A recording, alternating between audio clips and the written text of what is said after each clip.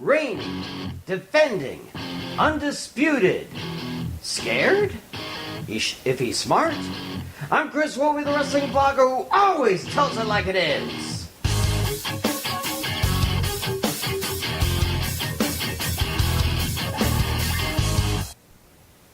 Well, I didn't get a lot right with Money in the Bank. If the coin flipped the other way, I would have batted 500, although Zayn's out for a long time thanks to Lashley.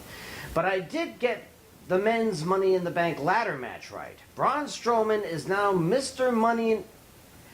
Monster in the Bank. And if I were Brock Lesnar, wherever he's currently hiding, I'd be more than a little concerned.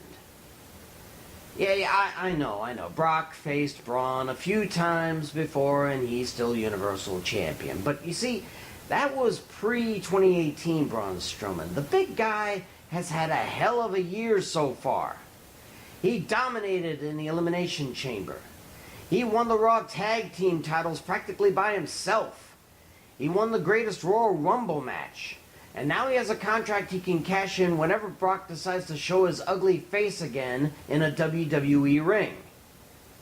Now, Brock would say he isn't scared of Strowman, and that would just prove that he's either insanely brave or incredibly stupid. Could be both for all I know. Maybe that's why Paul Heyman does all the talking.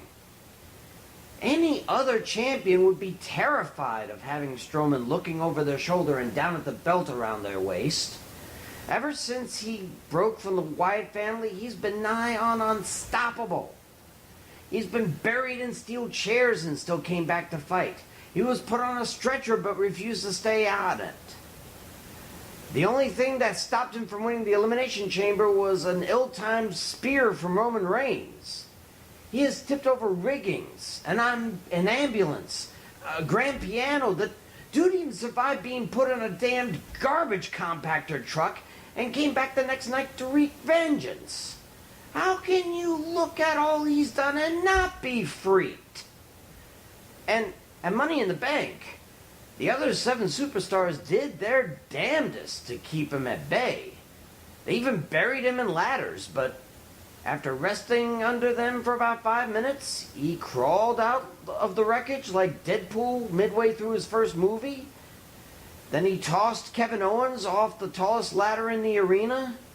Then fought his way through both Samoa Joe and Rusev, 2 of the toughest guys not named Braun Strowman on the roster.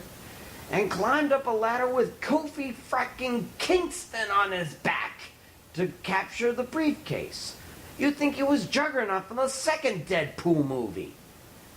So, Braun can now cash in the contract anytime and anywhere for a Universal Championship opportunity. If I were Brock Lesnar, I would stay out of the ring until my contract with the WWE expired and run back into Dana White's loving arms. I'd rather do that than have Strowman marching down the aisle with that green briefcase in hand. But, you know, I don't think Strowman's like many of the other superstars who held on to that briefcase. He's not one to wait for the champ to be weak and then jump them.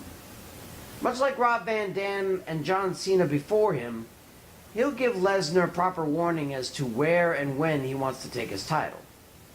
Now, that would more than likely put the match at SummerSlam in August, given how elusive Lesnar is. And, just like RVD, there should be signs in the Bradley Center saying, "If Brock wins, we riot!" It's Brooklyn, after all.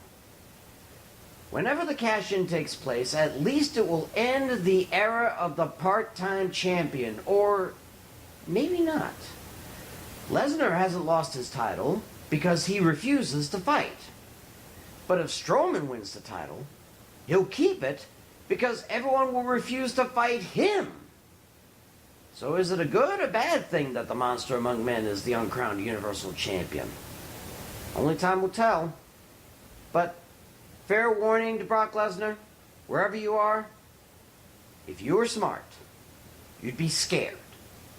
Because the next time you actually stick your nose in a WWE ring, you better be ready to get these hands! I'm Chris Wolvie, the wrestling blogger who always tells it like it is. See ya!